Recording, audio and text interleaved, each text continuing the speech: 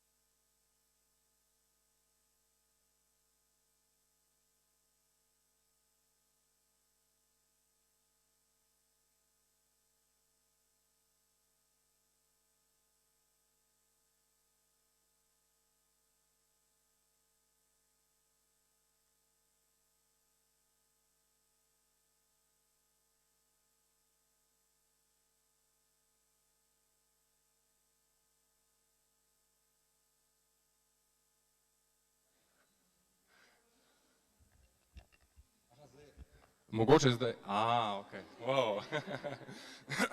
No, v glavnem zaključil bom pa z, tudi čisto na kratko, z eno tako trenutno popularno teorijo človeških možganov in človeške duševnosti, prediktivnim procesiranjem in tudi tam bomo našli neke vidike utelešenosti, ampak to bom zelo na kratko samo omenil, ker bo zmanjkalo časa. Zdaj, mogoče še to, pomembno je vedeti, da to, kako različni raziskovalci, misleci, znanstveniki razumevajo utelešenost človeškega uma, se zelo močno lahko razlikuje. Tako da jaz sem tukaj poskušal nekaj vidikov človeškega uma podati, seveda obstajajo tudi drugi in obstajajo tudi misleci, ki to na drugačne načine gledajo, vidijo in raziskujejo. To se mi zdi pomembno reči, ker utelešeni um je lahko pojmovan kot različne stvari, seveda ga pa družijo neke sorodne teze, raziskave in tako naprej. Prav, zdaj, če se čisto na kratko ustavim pri takem malo bolj klasičnem pogledu na človeški torej recimo na začetkih kognitivne znanosti, kar je že povedala Olga Markič, je bila takrat nekak ideja, ne vem, recimo od 60. do 80. let 20. stoletja, da človeški deluje na nek podoben način kot računalnik, mogoče ne čisto na isti, ampak na podoben, torej je neka naprava za procesiranje informacij, nekakšne vrste stroj, ki v resnici, katerega naloga je, da prevaja ali pa procesira neke vhodne podatke, recimo odrežljaje, v odzive, izhodne podatke in v vedenje in delovanje. In pač kognitivno znanost in znanosti o duševnosti so takrat spet in mogoče prvič na tako zelo resen način začeli zanimati specifično mentalni procesi, torej to, kaj se dogaja med nekim dražljajem in med nekim delovanjem. Ampak seveda, predvsem so v kognitivni znanosti takrat poskušali in se fokusirali na raziskovanje in modeliranje bolj racionalnih procesov. Temu, čemur bi psihologija na neki točki rekla višji spoznavni procesi, kot so, ne vem, razmišljanje, reševanje problemov, odločanje in tako naprej. In seveda v kognitivni znanosti je bilo zelo pomembno, en zelo pomemben del in en zelo pomemben izvor kognitivne znanosti je bila umetna inteligenca in potem kasneje tudi robotika, ki je probala tudi modelirati ali pa simulirati te mentalne procese v računalnikih, recimo. In tam v 70-ih, 80-ih letih 20. stoletja so bile napovedi umetne inteligence in enega dela takratne kognitivne znanosti, napovedi o tem, kaj bo lahko naredil en tak sistem, kot je računalnik, zelo močne, zelo optimistične. In recimo tukaj na tej slikci tega teksta je ena ilustracija iz 1900, iz članka Lidija in Lasterda iz 1959. leta, kjer sta poskušala ilustrirati izraz tega, kako nek strokovnjak, nek zdravnik diagnosticira bolezni, recimo. In seveda nista mislila, da to natančno tako deluje, ampak sta pa rekla, približno tako deluje. In seveda njun cilj je bil, da bi eksplicirala ta proces strokovnjakov na nek način simbolov, logične analize, verjetnosti in tako naprej in bi potem to lahko implementirali v računalnik. In pač nekako se jima je zdelo, da na neki ravni vsaj, nek miselni proces, ki vodi do diagnoze, recimo poteka kot neko sosledje logičnih veznikov in vzročno povezanih vzrokov in posledic, recimo če ima pacient A bolezen 2, mora imeti simptom 1 in tako naprej. In mi vemo, o tem vam bo več profesor Pirtošek povedal, da čistko pa to res ne poteka in da so neki občutki, intuicije in tako naprej en zelo bistven del, kako se diagnosticira, kako pride do prvega vzgiba po diagnosticiranju, recimo. Sicer jaz nisem zdravnik, tako da mogoče me bo profesor Pirtošek popravil, ampak vseeno. Izkazalo se je, da to ne poteka čistko. Seveda pa lahko to tako modeliramo. To je pa druga stvar. Zdaj, v 80-ih letih lahko najdete veliko enih zelo, zelo optimističnih napovedih tega, kaj bo takratna umetna inteligenca lahko dosegla za svojimi modeli, ki ni bi bili modeli človeške duševnosti. In recimo iz enega teksta Jastrova, ki je en primer tega, on si je zamislil, da v parih letih, točno leta 1988, bomo imeli take prenosne, inteligentne kvazi računalnike, ki bodo z nami hodili računalnike kvazi možgančke, ki bodo delovali na principu klasičnih računalnikov, ki bodo z nami hodili naokrog. Kako? Ja, recimo, še mogoče mobitel je še boljši primer, ampak oni so mislili, da bo to veliko boljše izgledalo kot tale računalnik in da bodo jim prijazni in ne bodo sarkastični, bodo zelo briljantni in bodo lahko rešili praktično vse naše težave. In mislim, to je zdaj pač malo za hec v resnici, ampak predstava je bila, da bomo lahko prek tazga pogleda na kognicijo, ki ga je prej tudi Olga Markič omenila, torej da je človeška duševnost nek informacijski proces, ki vključuje računanje in transformacijo simbolov in tako naprej, res prišli do nekih vedenj in funkcij, ki so zelo podobni človeku. In seveda, kot vemo, se do danes to še ni zgodilo in treba je tudi to reči, kar je prejšnja govorka povedala, da zdaj vsaj te umetni sistemi, ki recimo nam pomagajo prevajati, drugače funkcionirajo kot preko manipulacije simboli, ampak vseeno. In recimo, to je še en tak luškan primer, to so MIT v 70-ih letih začeli razvijati, so probali narediti enega takega umetnega sogovorca, chatbota, ki so mu dali ime Eliza, ki ne bi bil prvi psihoterapevtski umetni sistem. In to je zelo zanimivo, apropo tega obstaja tudi efekt Elize, seveda ta program ni znal biti psihoterapevt, ampak vseeno, ne glede na to, in to veliko človeški naravi pove, so pa ljudje nekako tako gledali, jih raziskovalec gleda, ko se pogovarjajo z njim in eni so tudi prosili te raziskovalce, da odidejo, da bi se lahko pogovorili. To je zelo zanimivo, ampak kakorkoli to kaže na to, da nam mnogo enih problemov, ki smo jih mislili, da jih bomo lahko rešili z modeliranjem kognicije kot enega procesiranja nekih simbolov in tako naprej, nam ni uspelo rešiti. In pač jaz nikakor ne bom hotel trditi v tem predavanju, da utelešenost kognicije reši vse te probleme, kakšnega pa mogoče vsaj drugače osvetli. In še en zgodovinski podatek, ki je zanimiv. Howard Gardner je 85. leta napisal prvo zgodovino kognitivne revolucije ali pa recimo kognitivne znanosti, kjer je rekel, ok, seveda čustva, zgodovinski in kulturni dejavniki in konteksti, znotraj katerih delujemo in razmišljamo, seveda so to neki dejavniki, ki so morda pomembni za umske procese, kognitivne procese, ampak S temi se ne bomo ukvarjali in se do takrat kognitivna znanost ni veliko z njimi ukvarjala, ker bi bilo to sploh preveč kompliciran, že za tako kompliciran projekt kognitivne znanosti, ki je pač cilj kognitivne znanosti, da bi razumeli in pojasnili delovanje človeškega uma. Ampak izkaže se, da seveda utelešenost človeškega uma je eden izmed vidikov, ki je zelo ključen. Ključno je, da utelešenost človeškega uma je en izmed ključnih vidikov, ki ga moramo razumeti, da razumemo človeški um. Vsaj pri nekaterih vidikih tega. In zdaj, to se mogoče malo ponovi iz prejšnjega predavanja.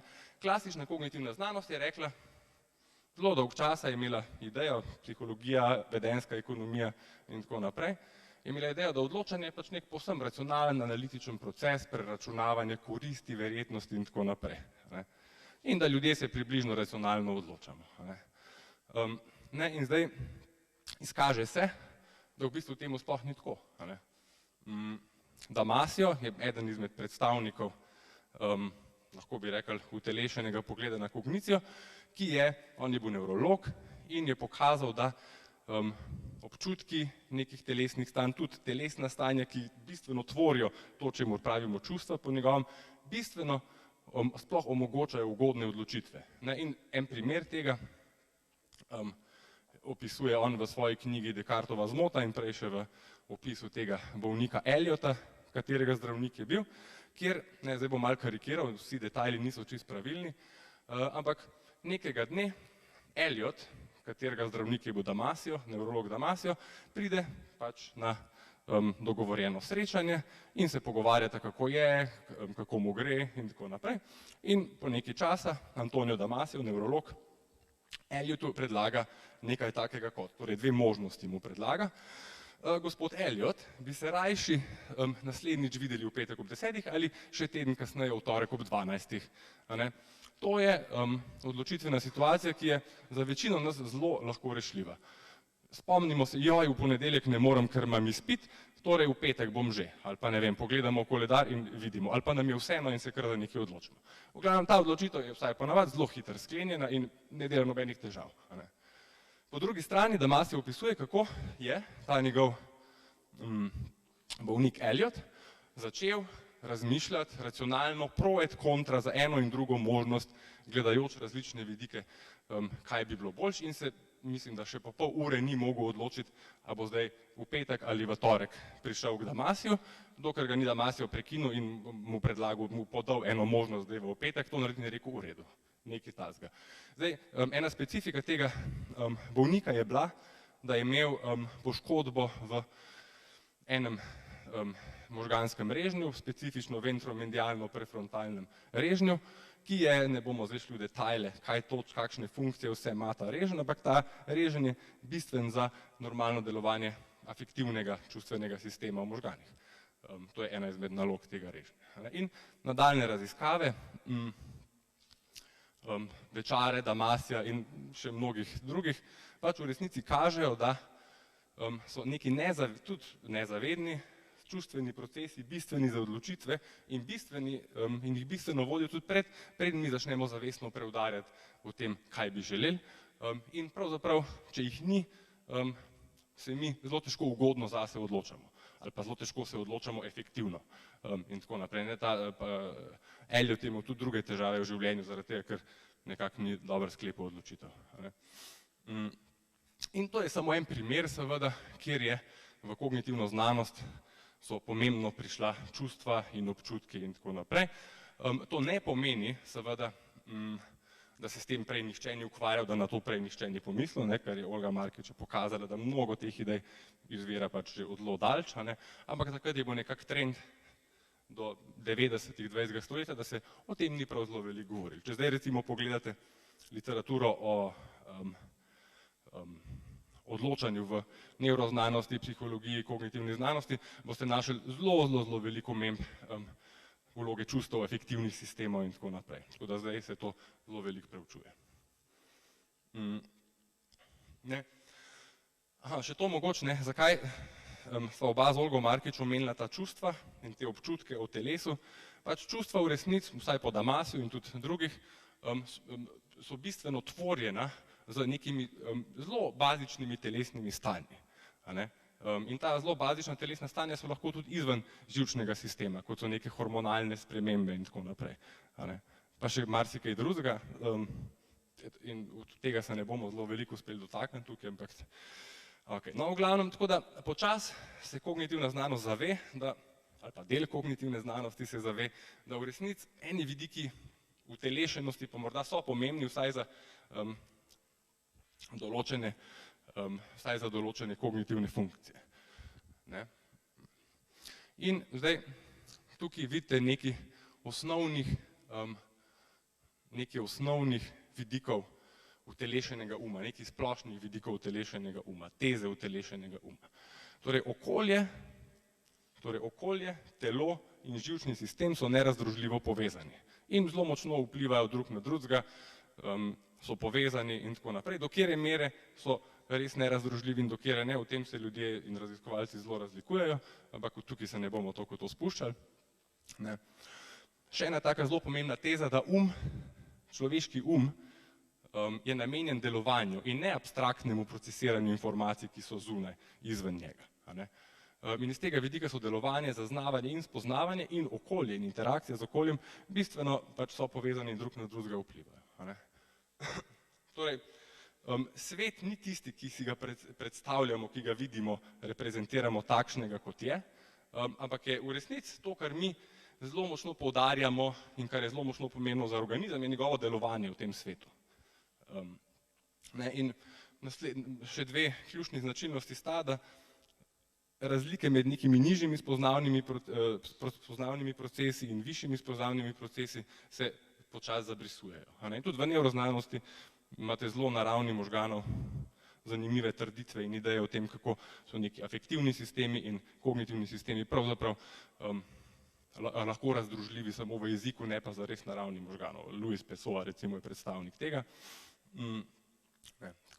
In tukaj na tej sliki spodaj vidite pač nekako reprezentacijo te razlike enega klasičnega pogleda na zaznavanje ali pa tudi spoznavanje in pogleda utelešene kognicije na zaznavanje oziroma spoznavanje.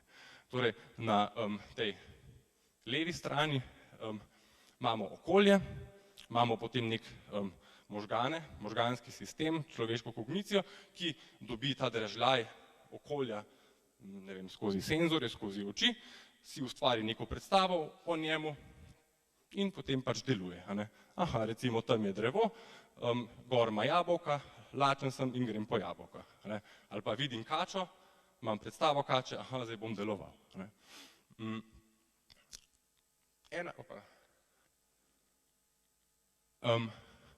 Pogled utelešenega uma pa stvar vidi drugače, ne vidi stvar tako linearno, ampak bolj krožno. Torej, ena ključna značilnost je, da to, kar zaznamo, zelo močno vpliva na to, kako delujemo in to, kako delujemo, zelo močno vpliva na to, kako zaznavamo. In seveda še naprej, to, kako delujemo v interakciji z okoljem, vpliva na to, kako zaznavamo in obratno. Torej, pač te sistemi, ki smo jih prej do neke mere zelo dali narazen, se kažejo kot bolj spojeni skupaj. Zdaj, sem da preverim čas. Zdaj, mi imamo zelo veliko vidikov, skozi katere lahko gledamo utelešenost človeškega uma. En, ki je zelo pomemben in zelo bazičen, ki je blizu tako nevroznanstvenemu, nevrološkemu pogledu na svet, biološkemu pogledu na človeka, kot tudi nekaterim drugim vidikom utelešenega uma, so biološki vidiki utelešenega uma. Čisto zelo osnovni vidiki organizma. Recimo, zunaj nevronske strukturne značilnosti telesa oblikujejo človeški torej tekom življenja in tudi glede na to, kakšne so. Recimo, ušesa pač lajšajo, postavitev ušes na človeškem organizmu lajšajo določene smeri, iz katerega prihajajo zvoki. To, da imamo dve očesi, lajša to, da imamo globinski vid. In pač razni motorični odzivi, ki jih imamo, so zelo močno določeni z nekimi čisto strukturnimi značilnostmi telesa, kot so, kako so postavljene mišice, kosti, tetive, kako se upogibajo in tako naprej. In seveda, to se mogoče vam zdi čuden, Ampak se to ni kognicija, to ni se morda zdi.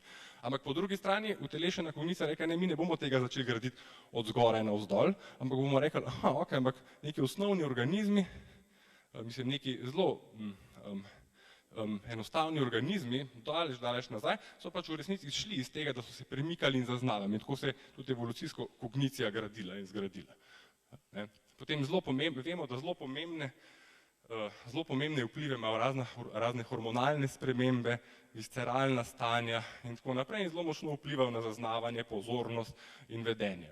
Mislim, najbolj simpel primer je, ko nam preveč pade nivo glukoze v krvi, se začnemo zelo drugače obnašati. Torej smo zelo lačni in spremeni se nam, ne znamo več morda, mislim to karikiram, ne znamo več dobro računati matematičnih problemov, smo malo zmedeni in tako naprej. Kakorkoli vemo, da take zelo bazične kemične spremembe vplivajo na neke više spoznavne procese. In Antonio Damasio je v eni izmed svojih knjig rekel neko stvar, ki zelo dobro odraža en ta biološki vidik utelešene kognicije, da regulacija telesa, preživetje in so intimno prepleteni. In mi ne moramo reči, bomo pogledali samo, kako se racionalno odločamo in razumeli ta pojav ali pa ta proces, ampak moramo nekako vse probati razumeti. Zdaj, klasična kognitivna znanost je predpostavljala, da predvsem zaznamo, izračunamo in pol delujemo. In tukaj je eno tako zelo zanimivo vprašanje, ki si ga lahko zastavimo in to je, kako bejzbol igralec žogico, ki jo nekdo zelo hitro odbije, kako jo ulovi, kako je lahko to zelo dober, da bejzbol igralci, profesionalni, zelo dobro, zelo natančno znajo uloviti te žogice. In zdaj, kako ćemo razložiti ta proces, to uspešnost? Ena možnost je, da rečemo, ok, bejzbol igralec stoji pri miru, pogleda, ne upošteva veter, vidi, kako hitro se žogica giba in vse te stvari izračuna to in potem samo izvede dejanje. To je zdaj poenostavljen, klasičen vidik tega. Zdaj, druga možnost je, ok, ampak to je, kognicija človeški mora delovati pod časovnim pritiskom. Torej, on ne more si tega čisto privoščiti, ker nima dovolj zmogljivega računalnika, če želite, karikirano rečeno, v glavi. Ok, on zazna neke stvari in potem začne težiti in računa med tekom in izvaja pač razne prilagoditve gibanja, glede na to, v kakšni relaciji je on do sveta, kako čuti svoje mišice in tako naprej. In to je že nek vidik utelešenosti. Potem malo močnejši vidik utelešenosti bi pa rekli, ok, ta bejzbol igralec pogleda, nekako na hitro oceni neko stanje in potem kar teč začne in medtem, ko zaznava, se premika. In glede na to, kaj zaznava, pač uravnava svoje premikanje. In to recimo na nek tak enostaven način, on pravzaprav ta igralec lovi žogo tako, teče tako, da vzdržuje pot gibanja žoge preko svojega vidnega polja pri konstantni hitrosti. Torej recimo svoje gibanje, glede na zaznavanje, prilagaja tako, da izniči navidezne spremembe pospeševanja žoge, da žoga ne dela to in potem zelo uspešno ulovi žogo.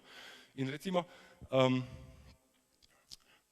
nekaj eksperimentov so naredili s profesionalnimi igralci bejzbola, ki so pač stali pri miru in so mogli oceniti, kam bo žoga padla, ko je kdo odbil, in so zelo slabi v resnici. Ne znajo tega zelo dobro oceniti. Ko pa začnejo loviti, teč, delovati, pa znajo zelo dobro to vedeti, zaznati. In to je ena izmed glavnih poant utelešenega uma je, vsaj na nivoju zaznavanja in delovanja, da so te dva zelo močno povezana.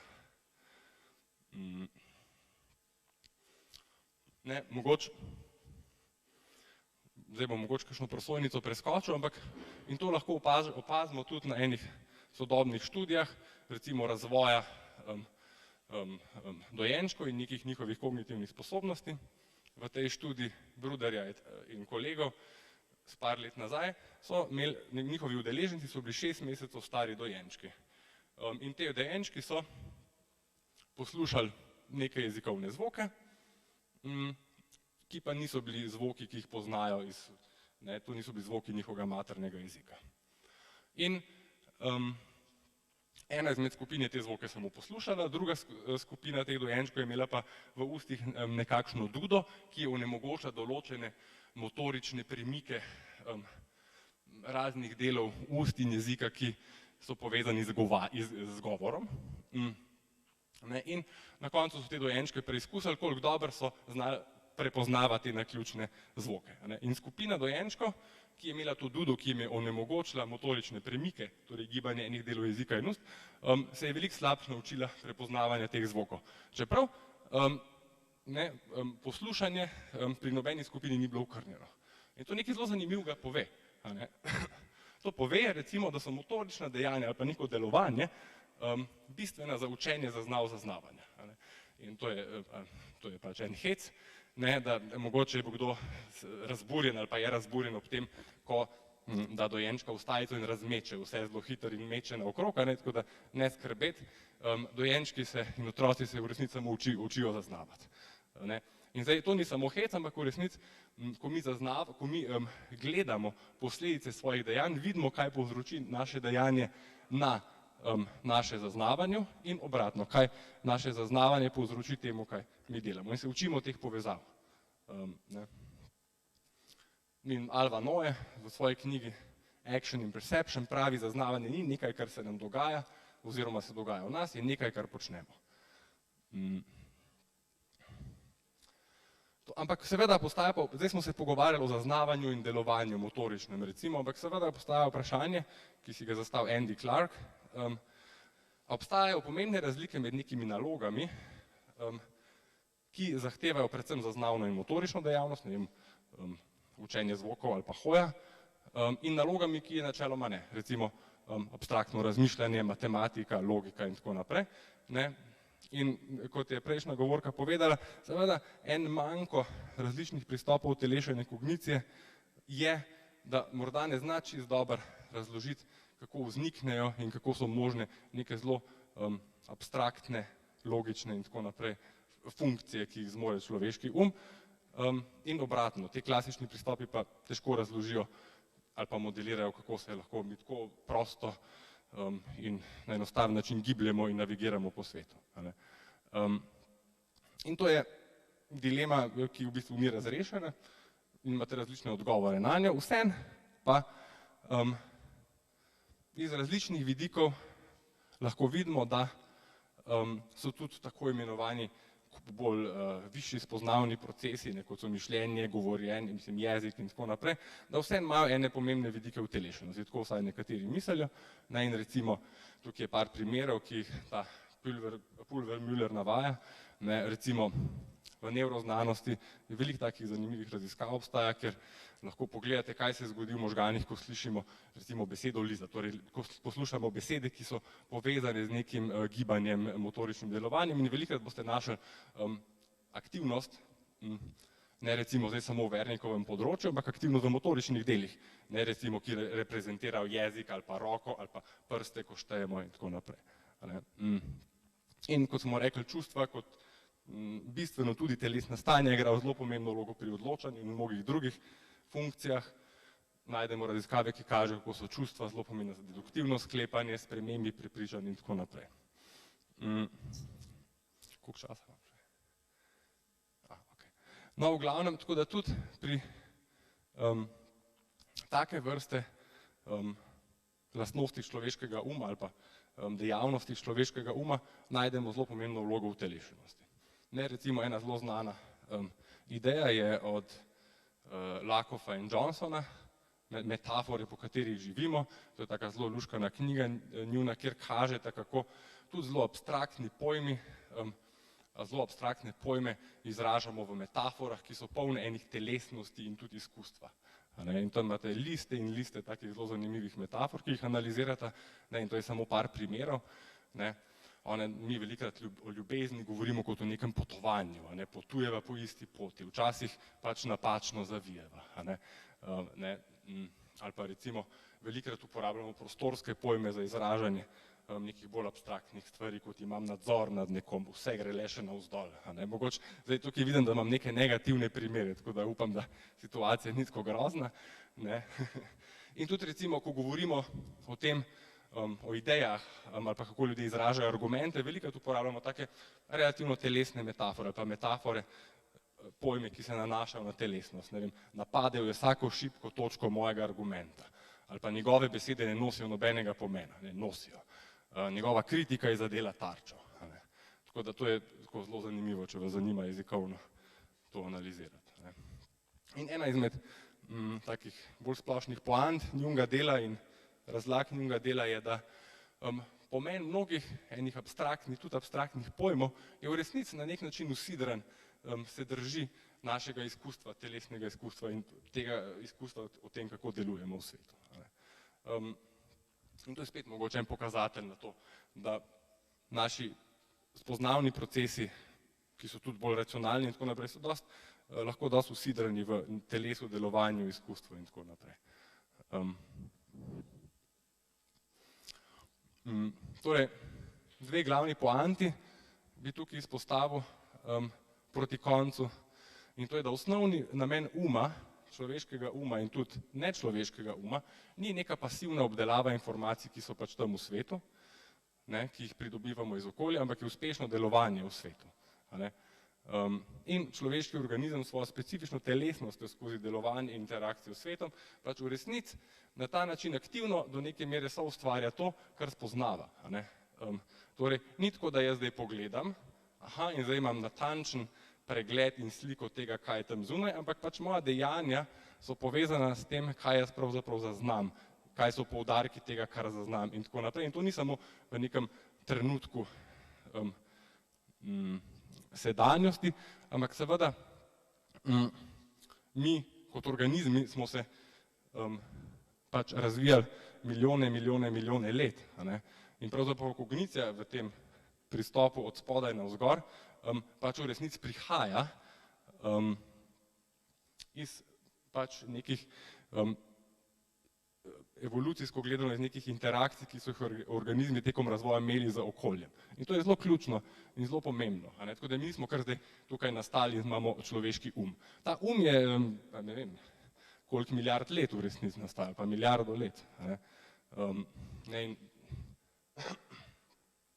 Zdaj sem se spomnil eno zelo lepo anekdoto, ki nam jo je profesor Pirtošek delil še, ko sem bil študent.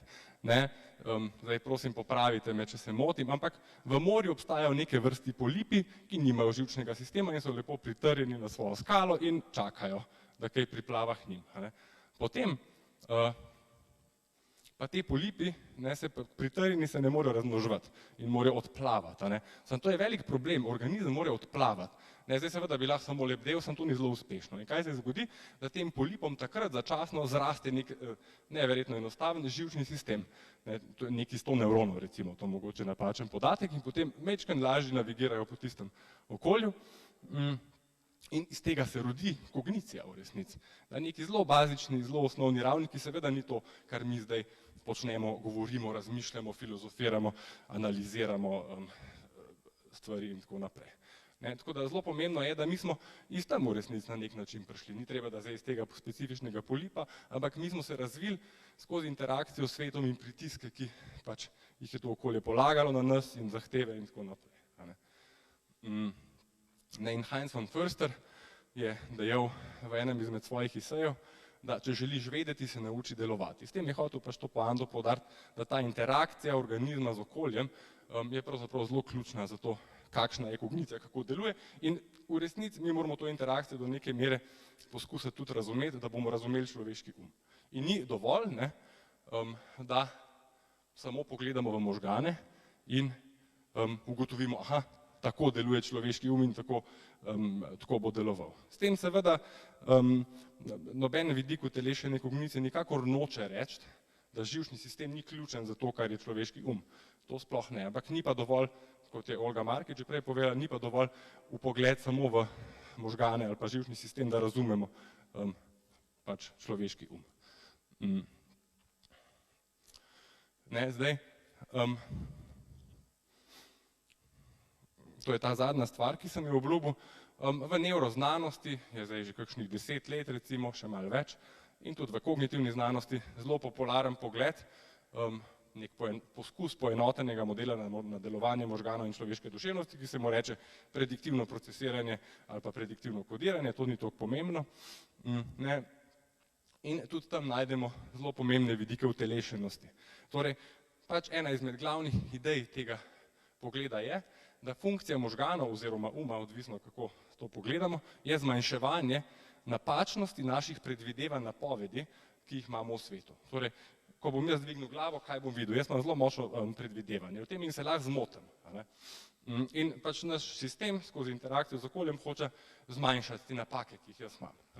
In to lahko naredi na dva načina. Prvi je, jaz, recimo, da bi se to zdaj zgodilo, upam, da se ne bo, imam predvidevanje, kaj bo tam, pogledam in vidim recimo morje. In sicer to bi bilo, in tudi to je vezano na psihopatologije v resnici, zna pojasniti psihopatologije, nekatere dober. Ne, ampak kaj bi jaz naredil? Jaz bi, zdaj moram zelo močno posodobiti svoj model tega, kaj bo tam, svoje predvidevanje. In pač rečem, ok, tukaj so pač ljudje, ki sedijo in me poskušajo poslušati, in to je ena strategija, ki jo ima lahko organizem, da zmanjša to napako tega, kar predvideva v svetu. Torej se prilagodi zaznavi, recimo, če poenostavim, ampak ima pa tudi drugo strategijo. In tukaj med tema dvema se da veliko psihopatologij razložiti ali pa poskušati razložiti. Druga pa je, da namesto da proba posodobiti to, kar pravi zaznava, probi posodobiti ali pa spremeniti svoje delovanje. In tukaj imate zelo lep krog spet v eni drugi preobliki med zaznavanjem, delovanjem v interakciji s svetom. Zdaj, to bi zahtevali pač podrobnejšo razlago, ampak jaz sem to se čutil vseeno omeniti, ker to je vsaj v kognitivni znanosti in v nevroznanosti en izmed ključnih in en izmed bolj popularnih modelov možganov in potem duševnosti na drugi strani, ali pa uma, če želite. Zdaj jaz bi z eno mislijo filozofa zaključil, ker sem svoje čase tudi filozofijo študiral in še vedno, ja.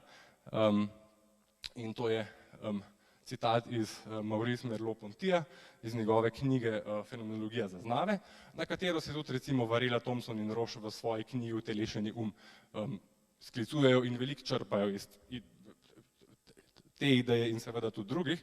In on pravi, svet je neločljiv od subjekta, ki ni nič več kot projekcija sveta. Toda subjekt je neločljiv od sveta, ki ga subjekt sam projicira.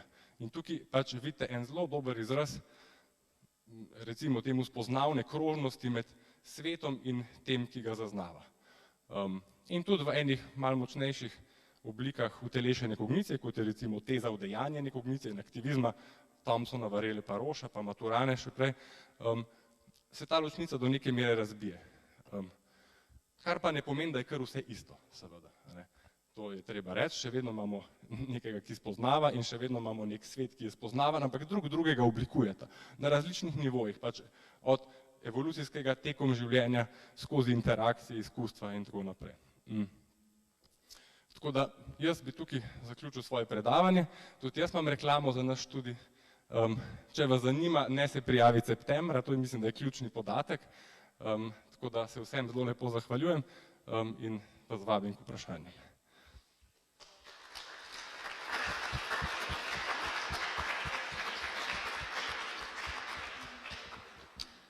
Smo prejeli par vprašanj, tako da prvo, ki bi vam ga zastavila, je, bi bilo potem smiselno tudi v klasično učenje na nek način vključiti gibanje oziroma telo, glede na spoznanje utelešene kognicije? Najbrž je s tem vprašanjem mišljeno v klasičen način učenja, v klasični šoli najbrž. Ja, najbrž je, mislim, tako, pač najbrž je to odvisno od tega, kaj se učimo, torej od snovi, ki se jo učimo.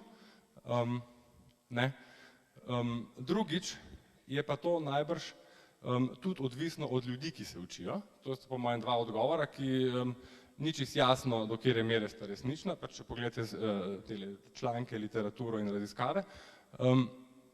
Je pa treba reči, da obstaja zelo veliko enih poskusov in tudi raziskav in implementacij teh idej v šoli. Torej recimo, se poskušaš učiti geometrije ne samo, da jo predstaviš na nek slikovni način, ampak da pač se otroci učijo tudi v skupini in sestavljajo like in tako naprej. To bi bil en primer, ki mi pade na pamet in mnogo enih takih stvari obstaja in pač ene raziskave kažejo, da to za nekatere namene je zelo dobro. Zdaj splošno pa je težko to odgovoriti. Jaz mislim, da šola, ki bi samo gib uporabljala, je pravzaprav zelo si jo zelo težko predstavljam jaz. Res nimam izkušenj s tem, ampak težko si jo predstavljam. Nekatere stvari pač je treba tudi, ne, mogoče jih lahko pogledamo tudi skozi gib, ampak seveda jih moramo tudi poskušati abstraktno razumeti, ker to je ena pomembna veščina. In zdaj samo skozi gibanje se tega naučiti, je to najbrž težko. Tako da jaz bi rekel, da tukaj je to en pristop k učenju, ki je zelo pomemben, ne sme biti pa edini. Ok, hvala. Potem imamo vprašanje o tem, kako v bistvu utelešena kognicija razlaga koncept intuicije. Ja, to je zelo dobro vprašanje. Zdaj, en možen odgovor bi bil, nekateri pojmujejo intuicijo kot posledico, recimo, da je intuicija tudi nek občutek na koncu, kot posledico nekih nezavednih procesov in posledico nekih izkušenj, ki jih imamo in tako naprej. In pač nek občutek, ki je lahko izraz intuicije, če tako intuicijo pojmujemo, je lahko v resnici zelo povezan s telesnimi stanji, po mojem. In to je en odgovor, ki pa ni čist popoln odgovor, priznam. Tako da to je en možen odgovor, po mojem. Ok. Nekoga zanima, bi lahko dali primer tega, kako oseba namesto spremembe pričakovanj spremeni svoje delovanje glede na zaznavo, oziroma kako se to manifestira tudi v psihopatologijah? Ja, jaz prvič, jaz nisem ekspert nisem zelo močno ukvarjal psihopatologijami, bi bil pa recimo, en primer bi bil, ki mogoče zdaj ni čisto natančen, ampak en primer bi bil, če mi recimo pričakujemo, imamo pričakovanje v svetu, da je zelo stresen, da je zelo močen in tako naprej, lahko pač se umaknemo iz tega inputa, iz tega odziva in pač nič ne naredimo za svojim modelom, pričakovanjem tega, kako je, ker mogoče tudi ne moremo, ker psihopatologije, seveda to ni tako, da zdaj se lahko to prediktivno procesiranje ne trdi, da zdaj jaz lahko razmislimo o svojem modelu in ga kar spremenim prosto, ampak so seveda to je zelo veliko enih nivojev in enih zelo močnih fizioloških procesov, ki jih ne morem, zdaj to ni model, ki reče, da se lahko racionalno spreminja, ampak to bi bil po mojem en primer, da jaz potem pač se odstranim od nekih dražljajev recimo, ne pa da posodobim prepričanje o mojih dražljajih. Jaz lahko posodobim prepričanje, mislim jaz, to ni racionalno, sistem posodobi svoja prepričanja, vidni in čustveni in tako naprej recimo, tako da vidi, saj se mi nič hudega ni zgodilo. Včasih pa to pač ne deluje več in potem delovanje spremeniš. To je zdaj splošen odgovor. To je ena možnost recimo. Najlepša hvala. Imamo še nekaj malega časa, tako da če bi si kdo iz publike želel zastaviti kakšno vprašanje, lahko trenutno omogočimo tudi to.